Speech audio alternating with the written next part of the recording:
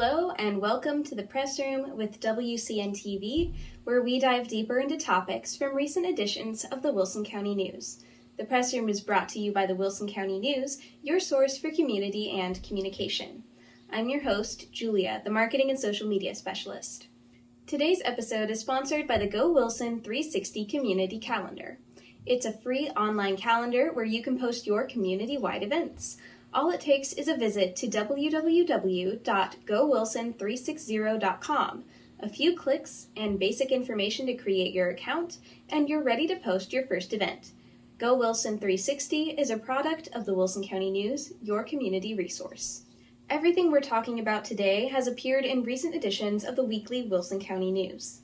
We're covering the following topics. The Wilson County Sheriff's Office has made some progressive changes to their operations recently. Sheriff Jim Stewart would tell us about this, his goals as county sheriff, and provide summer safety tips.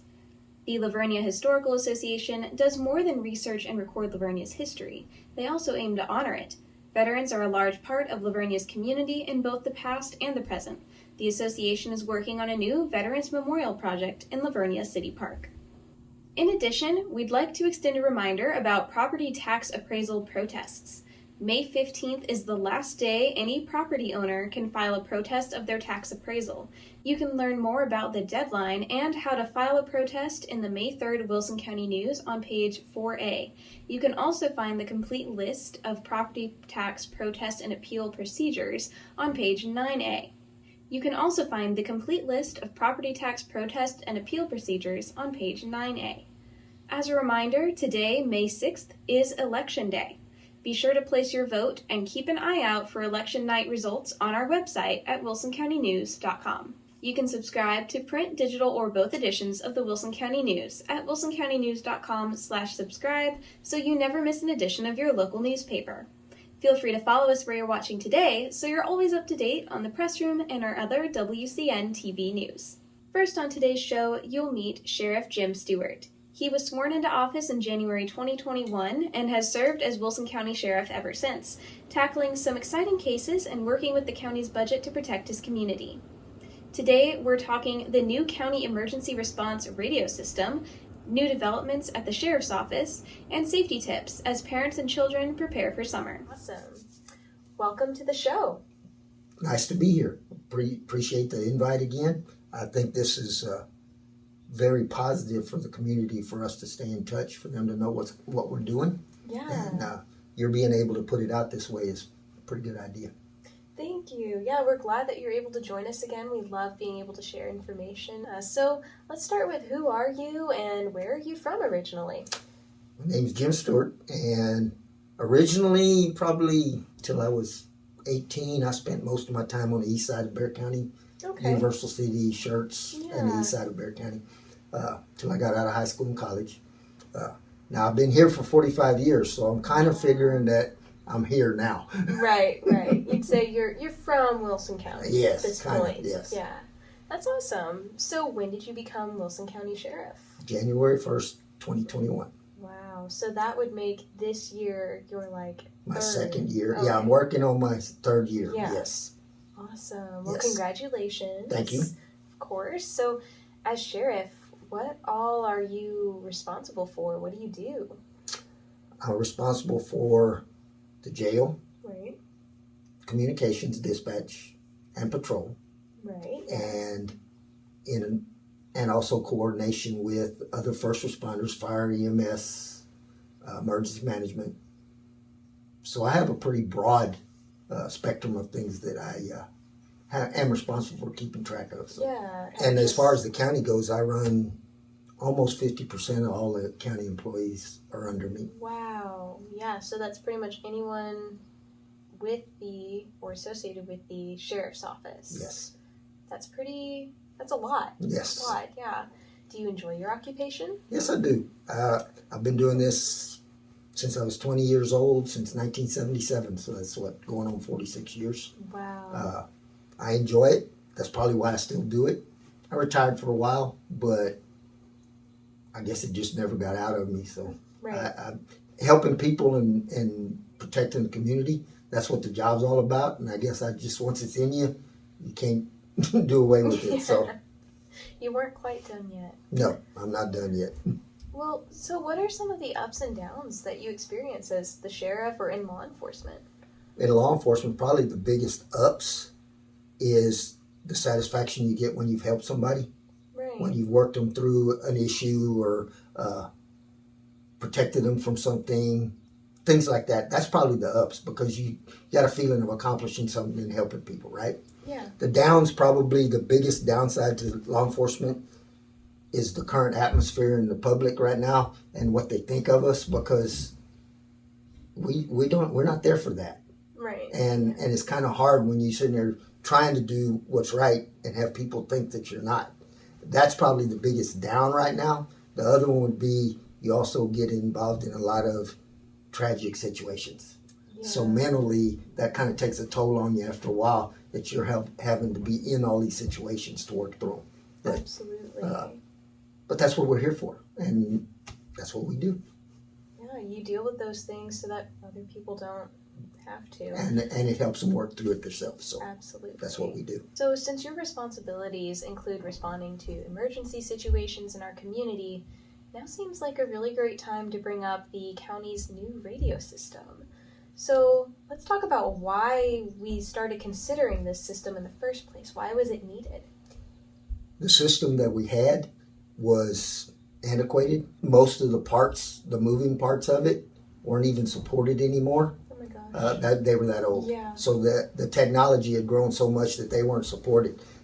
So in all honesty, the way I looked at it, we were only one major breakdown from losing our communication system, and it was going to cost a lot to fix it when that happened. So we needed to look at finding a way to upgrade it. And to me, if we're going to upgrade, we need to go to something that's sustainable for 20 years from now. I don't want one that's current, that's good today, but the way technology is changing, we put it in today, and 10 years from now, the technology's advanced so far that it's antiquated. We need something that's a little more flexible than that because of the cost. Absolutely. And we looked into this. We went to a couple of your large dealers or large suppliers and manufacturers and stuff, and we got a pretty good deal, I think. The American Rescue Plan money helped fund it without having to use taxpayer dollars for it. That's helpful. I mean, technically that's taxpayer dollars, but it's spread out over the whole nation, not just in Wilson County. Right. So there's a lot of people paying for it. But it helped us do that because it was going to be a costly thing. But we needed it because we need to be able to communicate effectively 24/7. Absolutely. And when your first responders can't communicate, we can't get the equipment, the necessary stuff in places on time, or we don't realize there's a problem because somebody can't get to us to tell us. Right. So it was definitely something that we needed to do, and since we've got the system online, it is very functional and doing very well. Well, I'm glad to hear that. So let's talk about this new radio system versus the old one. We've kind of already gone over that it's newer technology, it'll hopefully last us a long time, but what differences are these new capabilities making? You know, are we more connected now? That was one of the things also that I felt needed to be built into it, is because of technology, we interact with other agencies and entities outside of Wilson County. Right. And the system we had, they were advanced past us. We could not talk to them. Oh man. Other than by phone. Yeah. And we need to be able to do real time. Yeah, which would be radio. And in order to do that, we needed something that would function, and basically the system we have will function with every radio system that's out there right now. Okay. Wow. Either our system or our radios will handle the frequencies necessary to program another agency's radio system into ours. So it allows us now to have connectivity with just about anybody in the state of Texas if we need it. That's pretty amazing. And when it comes to emergency management now and the scope of it, you need to be able to talk to multiple agencies because they're going to all respond to help you. Absolutely, yeah. So that's probably the biggest thing, is it allows us to have connectivity with a wide variety of agencies. And so from what I understand with the old system, if you wanted to talk to multiple agencies, you had to pretty much have a conversation with one, hang up, have a conversation with another, hang up. They weren't all Or connected. you had a phone conversation with their dispatch, Right. so their dispatch could transfer, and then they have to call you back, so they could, so our dispatch could transfer to, and that just takes time. Absolutely. And time sometimes is very important. And it So- could lead to miscommunication. Exactly, Yeah. because it crosses too many different mouths, and it may not be the exact same as it went out. So Yeah, it's like a very risky game of telephone. yes, Wow. exactly. So that's a huge difference then. That's amazing that y'all are Yes. able to do that. The biggest advantage to it locally here that we have right now is the old system. There was a lot of dead spots where we didn't have any communication, whether it be in a car or on a handheld. And this system so far, we're still trying to find a place where the handhelds don't work. There's Wow. probably some of them, but we haven't been there yet. Wow. But we can actually operate almost totally off of a handheld radio and not be in a car right now. That's and awesome. It has allowed us, the other system wouldn't have done it. Your schools, hospital, inside buildings. Mhm. The other system, we had almost no communication from inside a building. Oh, We have checked every school. We have communication from inside those school buildings, that's amazing. inside the hospital. Wow. And that's probably going to hold true to most homes also, to where we'll be able to communicate without having to go back outside to a car. That is awesome. And like you said, that saves you time, which can save lives. So huge. All right. Well, other than the new radio system, are there any other goals that you've been working toward or even have met recently? Probably the next biggest goal in my office is for us to have a current, up-to-date policy manual. Okay. And right now we're in the process of rebuilding the policy for law enforcement and the jail. We contracted with a company, and we're in the process of doing that because things change. The policy needs to be current with law and everything else. And it's a very daunting task to try to undertake it our own self. Yes. Because it takes a lot of man hours, and I don't have the personnel to do that. But with this company, I think it's still going to take us, they said 8 to 10 months, trying to upgrade our equipment Okay. at any time we can. And we'll try to do as much of it as we can with grant money so that we don't have to use county tax dollars to fund this. But any new equipment, especially safety equipment for us, is very, very, very important for us to have now. Vests, other safety shields, stuff like that, in case we do have to respond to what unfortunately is becoming all too common, active shooters. Yeah. We need to have equipment to make us be able to handle that more efficiently. And we're working on that. But the only other real goal that, in my mind, that we'd have would be that we keep striving to do the best we can to serve the public and the public safety. Right. And that is a goal that you can never surpass.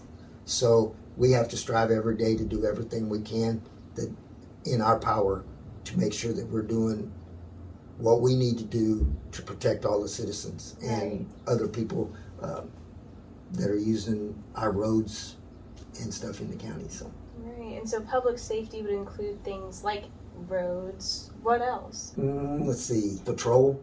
Okay. Actively looking for criminal violation. Right now, of course, for about, I guess it's going on 2 years now, I've been part of Operation Lone Star, which is a task force put together for border security.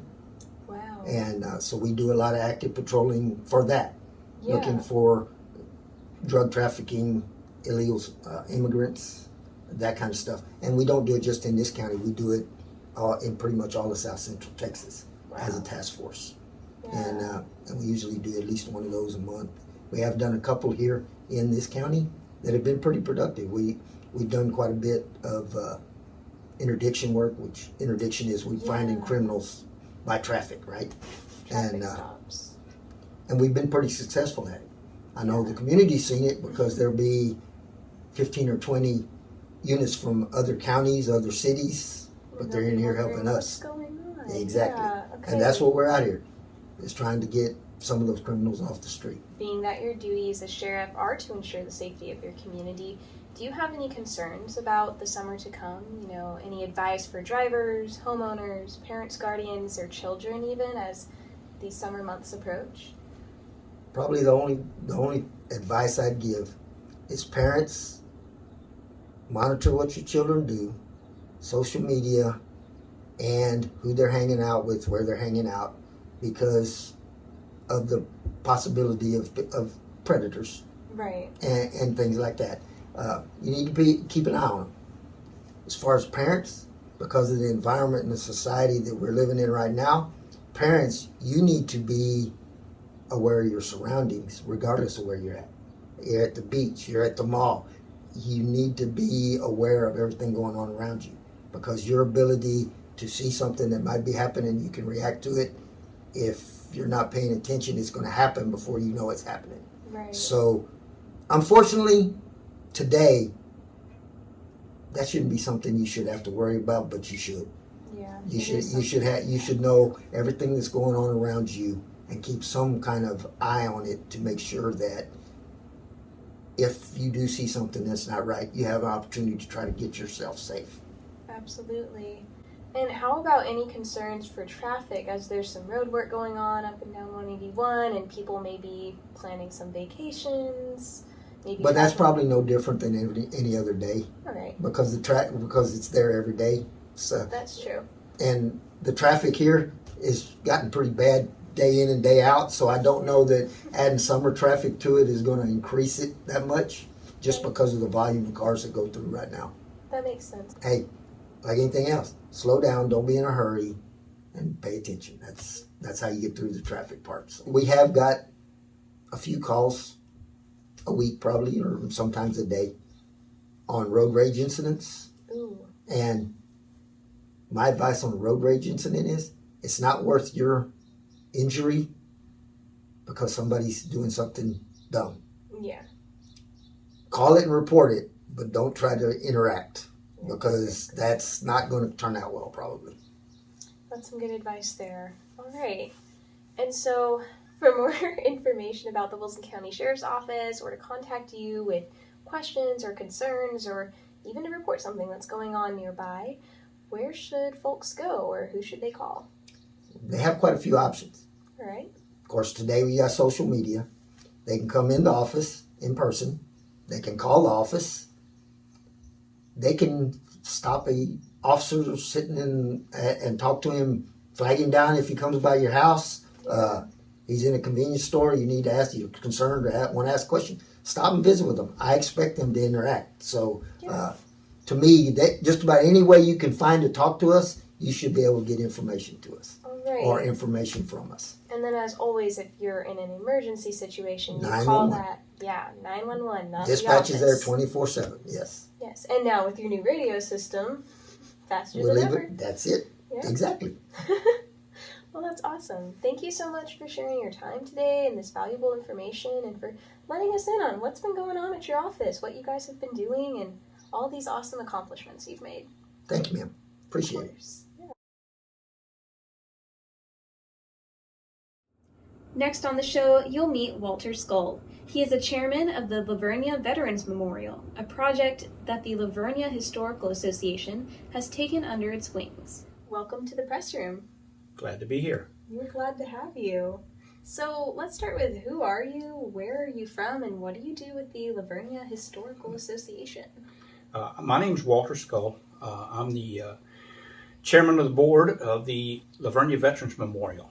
And I am also part of the Vernia Historical Association, and I'm the treasurer of the Vernia Historical Association. It's been a great honor to be part of the Veterans Memorial, and we're trying to promote that. And my family's been in Vernia for many years. I think we moved in around in the 1850s. Wow. So okay. I grew up there, went to Vernia High School, and after that I went to the Navy for a while, and then I'm back from the Navy, and so I'll be staying there for till the end. That's pretty amazing. So that's almost 175 years of your family history in Vernia. We've been there a while. Yeah. So what is the Vernia Historical Association, and why does the Veterans Memorial Project kind of fall under that. underneath. Yeah. That's an interesting story. Yeah, Vernia Historical Association. We're a 501c3 nonprofit organization, and our job is to preserve and take care of the area's history. We want to accurately display that, be able to show people what it's been, and not just for today, but we want for future generations to be able to have people understand that. And we have various publications.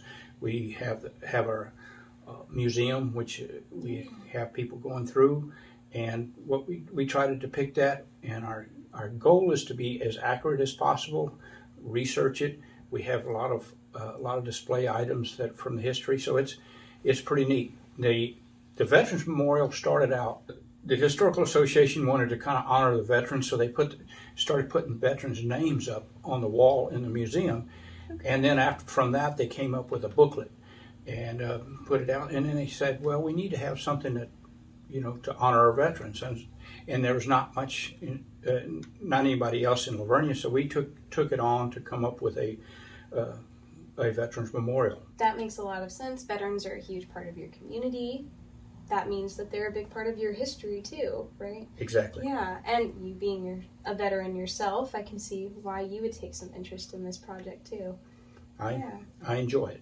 This all being said, let's clarify who owns the Veterans Memorial, since it's located in the city park, but it's being, kind of put together by the Historical Association. Yeah, the Veterans Memorial is at the city park. It belongs to the community with the city's oversight.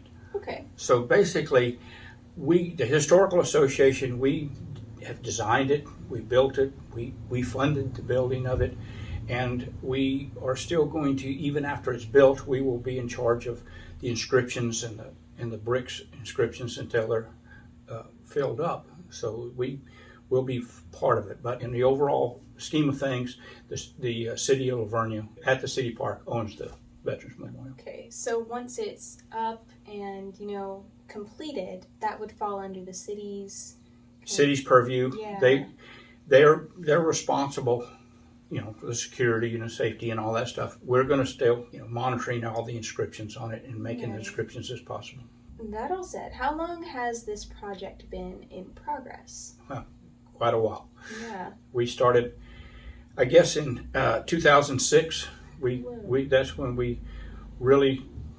when the booklet came out. We said we needed to do something. So that was a big thing. I guess our first meeting together was in 2007 to start the project up. And with that, we started fundraising, and people might have heard of the Lavernia Wild West Hammerfest bike ride. We did that for quite a few years, and that got us started with getting enough money for phase 1. We have 3 phases, phase 1, 2, and 3.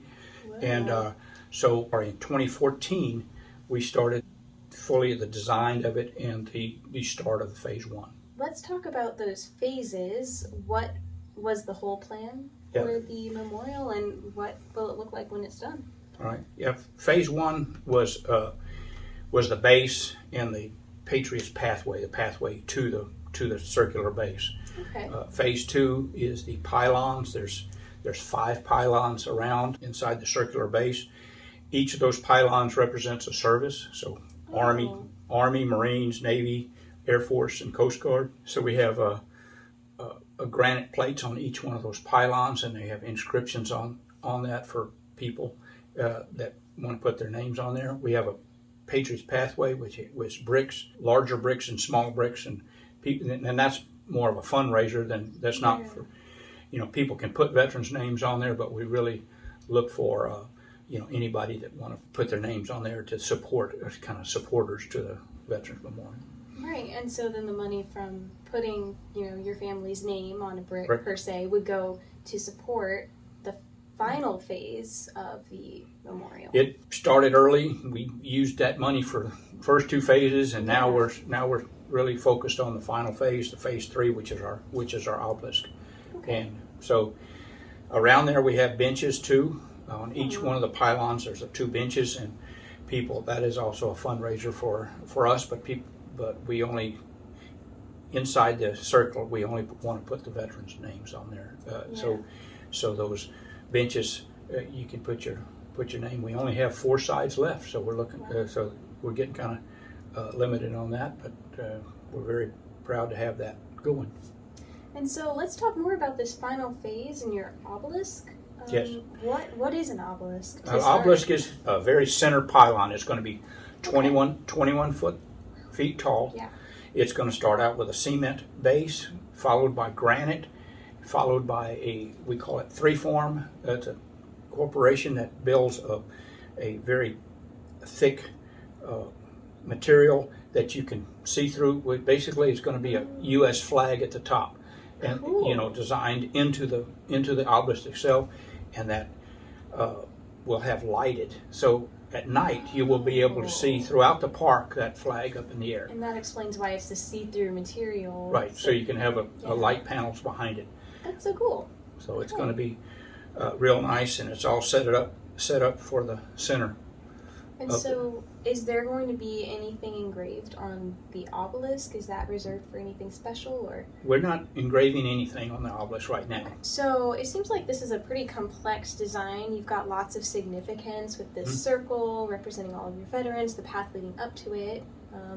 So how did you come up with this design? Well, we had a local student that graduated from Vernia High School now, and he's also graduated from UTSA School of Architecture, and he's Dustin Buckley, very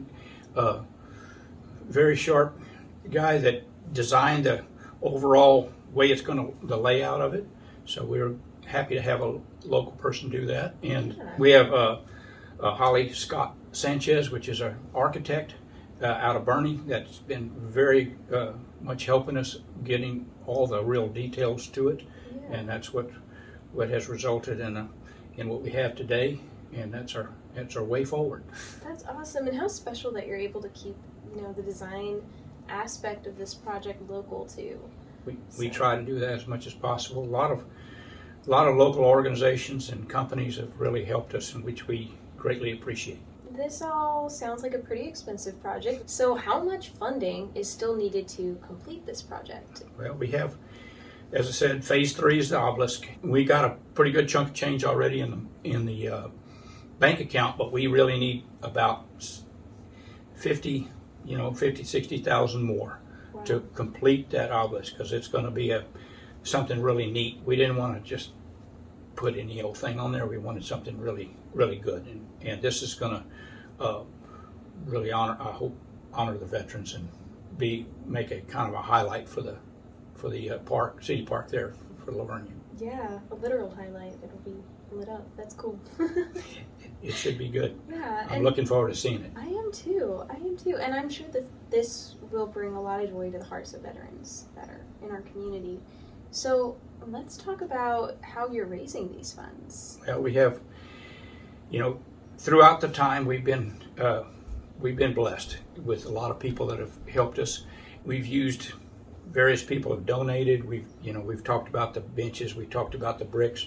We've had companies that come forward has supported us with their time and effort, and we've been blessed by the Guadalupe Valley Electric Co-op. They gave us a big grant, and all that finished to phase 1 and phase 2, and phase 3 we've been building up, but we're looking to finish it off with we have an online auction that are opening up in June, and that will be good. And then also September 18th we have at the Den in La Vernia, we have a dinner which may have a silent auction there too, but that dinner is gonna we have a great speaker. It's a retired homicide detective for cold cases out of Bexar County, out of San Antonio, and he's gonna focus on a few of his really neat cases, and I think he's very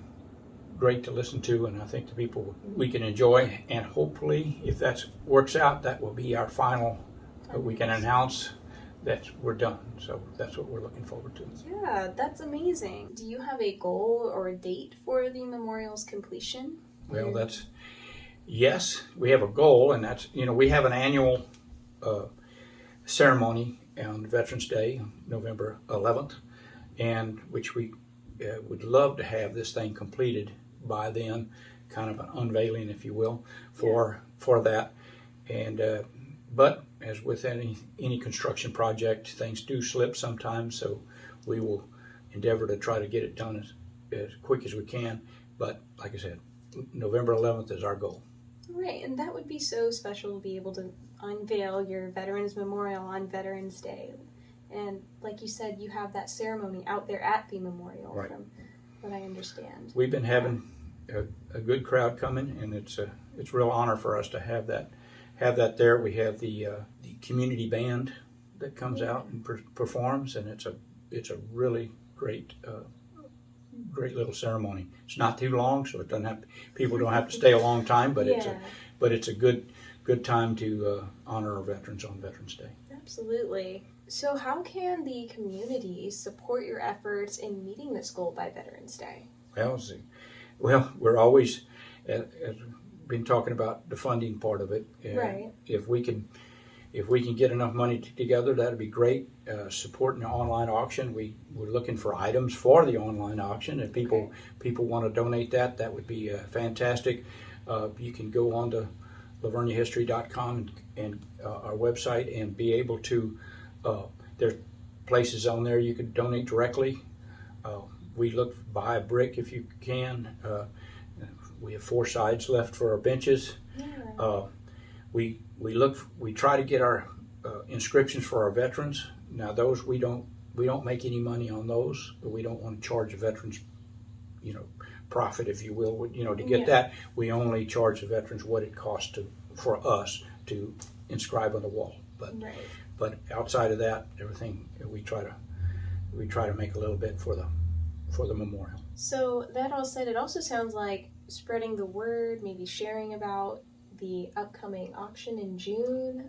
That would be great. We need people, people that hear this or people that read it on the great newspaper, the Wilson County News and the Lavernia News.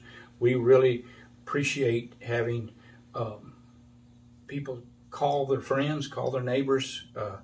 Please look at the items. We have some pretty fantastic stuff so far. Yeah. And some travel trips and things like that. And so it would be neat for people to get to, and I hope folks will go on there and mention it to the family and friends and be able to bid on the items on our website. Yeah. All right. And so where can folks go for more information about that? It's still on our website. You can go there at LaverniaHistory.com or in our email or the info at LaverniaHistory.com. So we are looking forward to talking to anybody that wants to do that. And how about folks who may want to be even more involved in your efforts, possibly even join the Historical Association? We always welcome. The Historical Association, we have a great group of folks that work with us, and we love members, contributing members, or just people that want to help the Lavernia History Association and be a member. There's on our website there is applications for a membership, and cool. we enjoy everybody to participate. If you're interested in history, you're interested in the local history, especially around the Lavernia area, we are always trying to at our meetings. We had one last night that we highlight our you call it the history highlights that we talk about. Yeah. And so try to get the word out, and people bring us some very interesting items that we always show and try to kind of a show and tell type of thing. So it's great, but we also try to document. We're in the process of building a family history book. This is going to be a great historical document. We're looking forward to it. It's going to be fairly large, and we're going to hope a lot of families have participated in looking forward to getting that completed. It's a slow process, but we have 2 great ladies that are working very hard on it, and I'm proud to be part of that.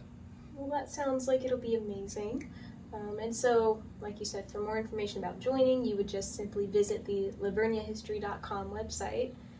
And that's also where you go to learn more about the Veterans Memorial Project, your auction, and staying up to date on any other developments. There's tabs on there. The website's pretty easy to navigate, and you can print out any forms that you want. If there's a veteran, we always looking. If you're not on the wall, if you're a La Vernia area veteran, you want to get your name on the wall, please print out a form and fill it out, mail it in, or just give me a call and I'll take you a form. So it's great. Awesome. All right. Well, thank you so much for your time today and for sharing about your Veterans Memorial Project. Great. Happy to be here, and I appreciate you highlighting a project. Good luck. Thank you very much. Of course.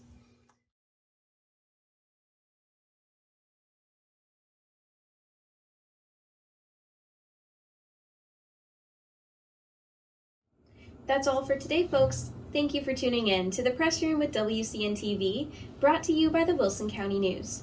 For more information about anything we mentioned in today's show, see the April 5th edition of the Wilson County News, the April 28th edition of the La Vernia News, or visit wilsoncountynews.com. You can also find articles corresponding to each topic discussed today in this video's description. Thank you to the Go Wilson 360 Community Calendar for sponsoring today's show. Go Wilson 360 makes spreading the word about community-wide events like fundraisers and celebrations simple and free. Simply visit the calendar online at gowilson360.com, create your account, and you're ready to post your first event. Go Wilson 360 is brought to you by the Wilson County News in efforts to connect our community. Remember to follow us where you're watching so you never miss an episode, and consider subscribing to receive the print or digital editions of the Wilson County News each week. You can find more news or subscribe at wilsoncountynews.com or download our app, Go Wilson, to receive updates from our newsroom at your fingertips. The app is available for Apple and Android devices at gowilsonapp.com. We hope you'll tune in next week for another episode of The Press Room. We'll see you then.